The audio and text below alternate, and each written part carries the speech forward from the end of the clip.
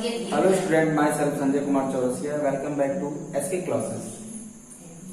पिछले वीडियो में हम लोग ट्रिग्नोमेट्री यानी त्रिकोणमिति के अंतर्गत कुछ चीजों के बारे में सीखे थे, जिसमें मुख्य रूप से आपको बताया गया था पाइथागोरस थ्योरम अर्थात पाइथागोरस प्रमेय।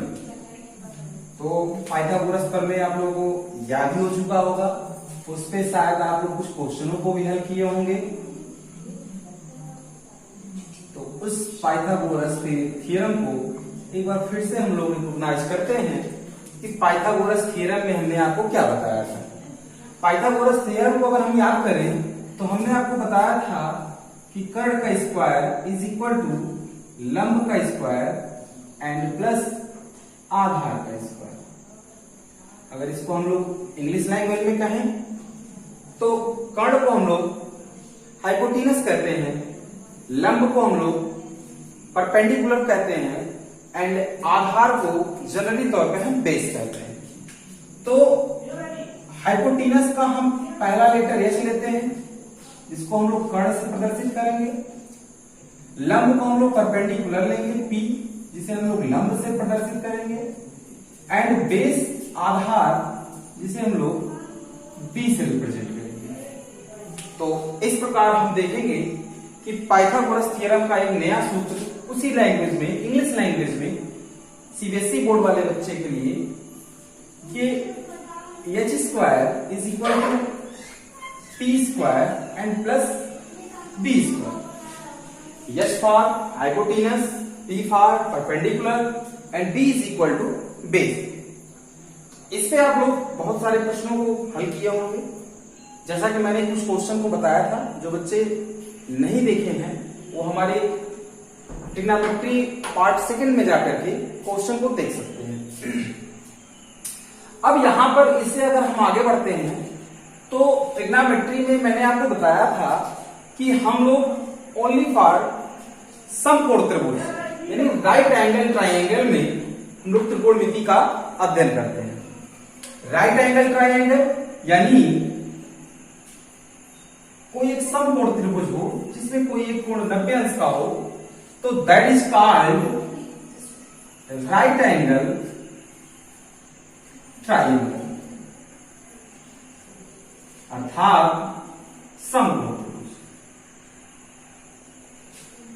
तो आप लोग भली भांति जान चुके होंगे कि हम लोग राइट एंगल ट्राइंगल में पाइथागोरस थ्योरम का प्रयोग कब करते हैं, जब हमको हाइपोटेनस, परपेंडिकुलर एंड बेस में से कोई ट्रू वैल्यू पता होते हैं, तो हम लोग थर्ड वैल्यू को ज्ञात करने के लिए पाइथागोरस थ्योरम का प्रयोग करते हैं। अब हम लोग इससे आगे बढ़ते हैं तो यहां पे देखते हैं कि त्रिकोणमिति आपको बताया गया था कि त्रिकोणमिति में आप लोग भुजाओं का मापन करते हैं, कोणों का मापन करते हैं। तो उसी रेशियो में जब हम लोग आगे बढ़ते हैं तो आपका एक अगला हेडिंग आ जाता है त्रिकोणमिति अनुपात अर्थात रेशियो ऑफ ट्रिग्नोमेट्री। अब यहां पे हम लोग जानेंगे कि त्रिकोणमिति अनुपात कितने प्रकार के होते हैं, how many types of ratio. तो आप लोग इसे जान लें कि रेशियो मुख्यतः 3 प्रकार के होते हैं। रेशियो मुख्यतः 3 प्रकार के होते हैं। कौन कौन? यहां पे आपका अनुपात हो जाएगा, यहां पे उसका फुल फॉर्म हो जाएगा, यहां पे उसका शॉर्ट फॉर्म हो जाएगा एंड लास्ट में उसे हम लोग हिंदी लैंग्वेज में क्या कहते हैं उसके भी बारे में जानेंगे।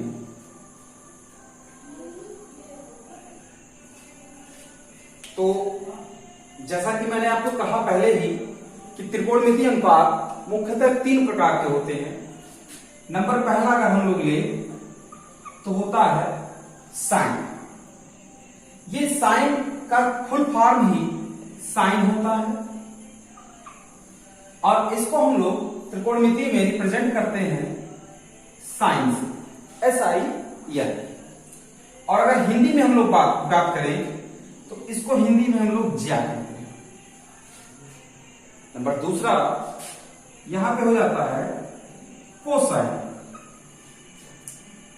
और शॉर्ट फॉर्म फुल फॉर्म भी यही होता है कोसाइन, जो हम लोग त्रिकोणमिति में यूज करते हैं। शॉर्ट रूप उसे हम लोग कॉस कहते हैं। और हिंदी लैंग्वेज की अगर बात करें तो इसे हम लोग कोज्या कहते हैं। लास्ट एंड थर्ड आपका टेंजेंट होता है।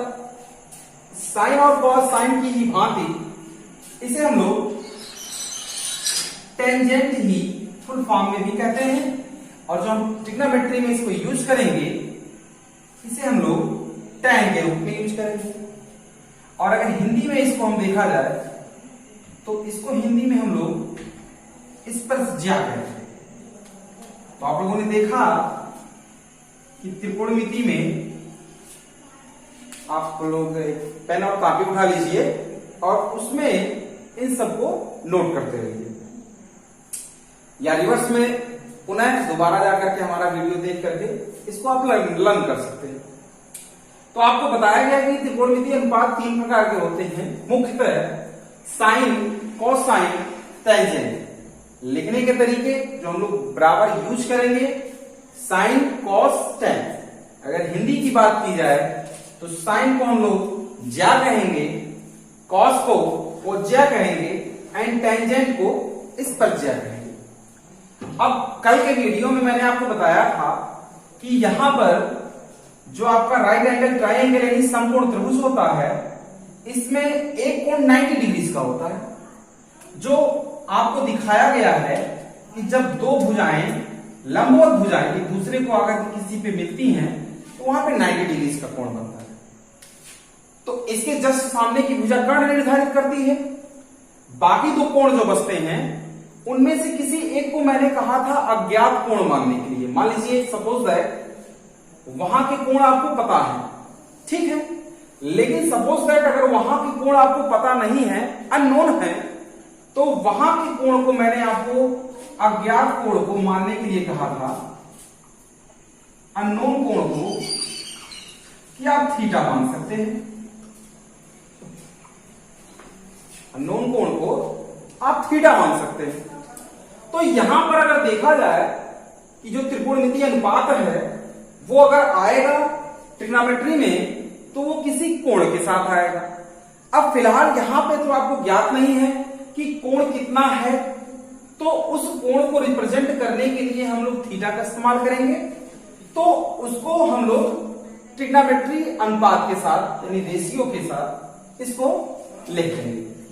तो जब ट्रिग्नोमेट्री रेशियो के साथ इस कोण को लिखेंगे, यानी कोण के साथ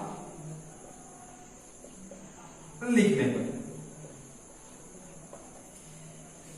इस अज्ञात कोण अननोन कोण को इस ट्रिग्नोमेट्री रेशियो के साथ लिखने पे क्या होगा, तो आप देखेंगे कि ये आपका साइन थीटा हो जाएगा, ये आपका कॉस थीटा हो जाएगा, एंड लास्ट में ये आपका टेन थीटा हो जाएगा।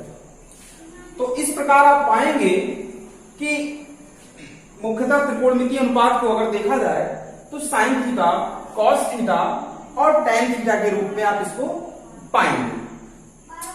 अब ये साइन थीटा, कॉस थीटा और टेन थीटा जो आपके होते हैं, ये इस राइट एंगल ट्राइंगल में कैसे ज्ञात किए जाते हैं, उसके लिए कोई मापन होता है, कोई सूत्र होता है, फार्मूला होता है, उसको हम लोग जानेंगे और उसी के अनुसार हम साइन, कॉस और टेन के वैल्यू को प्राप्त करेंगे।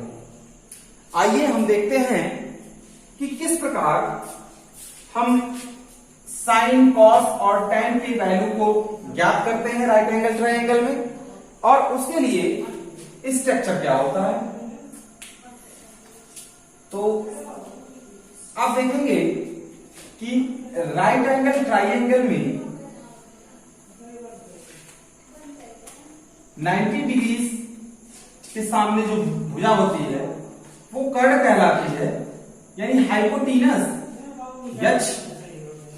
अब इन दोनों में से किसी एक को आप थीटा अगर रिप्रेजेंट करेंगे, मान लीजिए सपोज दैट इसको हम थीटा रिप्रेजेंट कर रहे हैं, तो ये आपका परपेंडिकुलर हो जाएगा, यानी जिसे हम लोग लंब कहेंगे, और शॉर्ट रूप में इसको हम लोग पी से रिप्रेजेंट करेंगे। एंड लास्ट में जो शेष रेस्ट भुजा बच जाती है, रेस्ट आर्म साइड बच जाते हैं, वो आपका आधार कहलाता है, और दैट इज कॉल्ड बेस, यानी बी। अब यहां पे साइन, कॉस और टेन के लिए जो हमको फार्मूला प्राप्त करना है वो इन्हीं तीनों में से हमको प्राप्त करना है। तो फार्मूला क्या होगा, यहां पे फार्मूला हम लोग प्राप्त करते हैं कि फार्मूला साइन, कॉस और टेन के लिए कौन कौन से फार्मूले होंगे जो हमको ज्ञात करना है, और जिनकी सहायता से हम किसी भी राइट एंगल ट्राइंगल में साइन, कॉस और टेन के वैल्यू को ज्ञात कर सकते हैं। तो नंबर फर्स्ट, साइन थीटा के लिए फार्मूला स्ट्रक्चर हो जाता है लंब बटे कर्ण, अर्थात परपेंडिकुलर बाई हाइपोटीनस, लंब बटे कर्ण।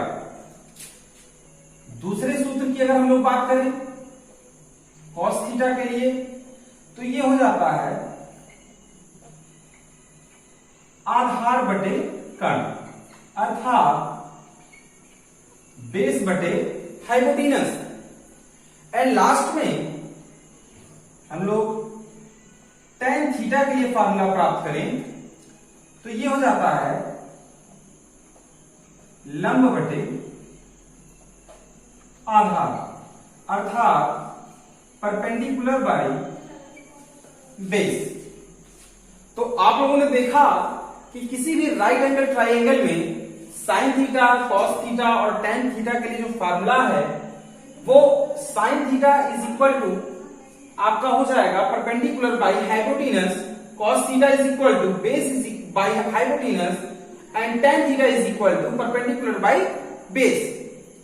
अब आइए इस पे हम लोग कुछ प्रश्नों को देखते हैं कि किस प्रकार हम इसके प्रश्नों को हल करेंगे किसी भी त्रिभुज के अंतर्गत, अर्थात राइट एंगल ट्राइंगल में किस प्रकार से हम लोग sine theta, cos theta and tan theta के वैल्यू को प्राप्त करते हैं। As question first, if any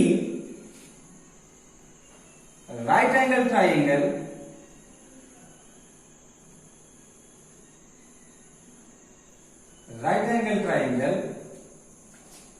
perpendicular is equal to 5 centimeter, base is equal to 3 centimeter, and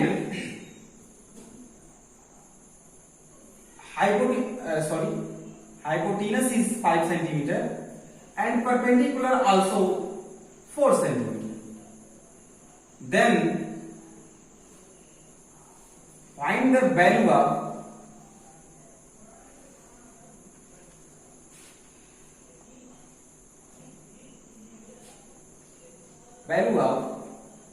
sin theta, cos theta and tan theta।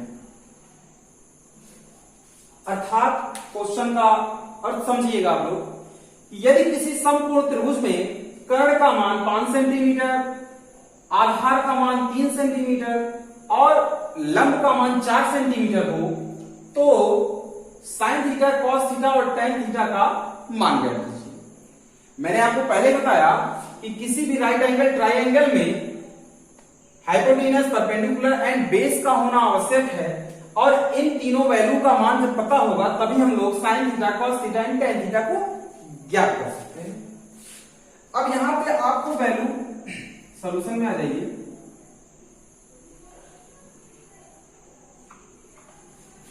यहां पे इन्हें right angle triangle hypotenuse is equal to 5 centimeter, base is equal to 3 centimeter and perpendicular is 4 centimeter. Then आपको find क्या करना है, sine theta, cos theta and tan theta. तो use of formula sine theta is equal to perpendicular by hypotenuse, और यहां पे perpendicular का मान 4 सेंटीमीटर और हाइपोटेनस का मान 5 सेंटीमीटर। ये आपका साइन थीटा का वैल्यू हो गया। इसी प्रकार हम कॉस थीटा में आएंगे, और कॉस थीटा के लिए फार्मूला हम यूज किए हैं बेस बाय हाइपोटेनस। यहां पे हम देखेंगे बेस क्या है 3 सेंटीमीटर और हाइपोटेनस कितना है 5 सेंटीमीटर। तो ये आपका cos theta is equal to हो गया 3/5 सेंटीमीटर। एंड लास्ट में आपको मैंने बताया कि इन्हीं तीनों की सहायता से sine theta, cos theta and tan theta का वैल्यू प्राप्त करेंगे। और यहां पर हमने देखा साइन थीटा, कॉस थीटा का वैल्यू प्राप्त हुआ, तो लास्ट में using of formula tan theta is equal to perpendicular by base, और यहां पे परपेंडिकुलर का वैल्यू कितना है 4 सेंटीमीटर एंड बेस का value 3 centimetre. That is your answer. तो आप लोगों ने देखा कि किसी भी राइट एंगल ट्राइंगल में हाइपोटेनस, बेस एंड परपेंडिकुलर का वैल्यू अगर आपको पता है तो उसकी सहायता से आप sign theta, cos theta and last में टेन थीटा का वैल्यू प्राप्त कर सकते हैं। अब हाई स्कूल बोर्ड एग्जाम के लिए त्रिकोणमिति से लगभग 8 या 10 नंबर के प्रश्न पूछे जाते हैं, जिसमें से एक क्वेश्चन इसका एक फिक्स होता है, 2 नंबर या 3 नंबर में भी आ सकता है। अभी आगे हम लोग पढ़ेंगे 3 नंबर के भी प्रश्न मिलेंगे आपको। तो जनरली तौर पे अगर आपको हाइपोटेनस, बेस एंड परपेंडिकुलर का वैल्यू पता है तो डायरेक्ट हम फार्मूला का यूज करेंगे, और यदि हाइपोटेनस, परपेंडिकुलर, बेस में से किसी 2 वैल्यू का मान पता है तो तीसरे वैल्यू का प्रयोग मान ज्ञात करने के लिए हम पाइथागोरस थ्योरम का प्रयोग करेंगे, जिसकी सहायता से हम तीसरी भुजा का वैल्यू प्राप्त करेंगे। और उन तीनों वैल्यू की सहायता से जिस भी राशि का मान आपको ज्ञात करना होगा, जिस भी रेशियो का मान आपको ज्ञात करना होगा, उसको आप लोग ज्ञात कर सकते हैं। तो आप अपने चैप्टर के फर्स्ट चैप्टर में जाइएगा और उससे रिलेटेड इसमें क्वेश्चन मिलेंगे, उसको आप लोग हल करिएगा। बाकी अगले चैप्टर वीडियो में हम लोग पढ़ेंगे। धन्यवाद। हमारे चैनल को लाइक और सब्सक्राइब करिए। Thank you.